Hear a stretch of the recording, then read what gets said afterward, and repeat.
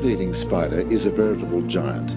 The body of the spider reaches a length of 55 millimetres and attaining leg spans in excess of 160 millimetres.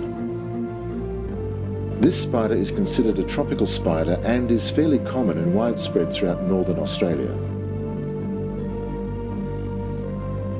They are ground-dwelling spiders which burrow to a depth around a metre deep, mainly on a hillside facing east. They are known for eating small birds, frogs, large insects, snails which have been found near and around the entrance to their hole.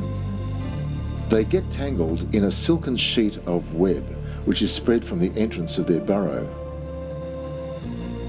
They differ from other spiders by having par-axial fangs as opposed to pincer-like ones. The fangs of this species are like a snake, which may be up to 8.5 millimetres in length, truly formidable weapons.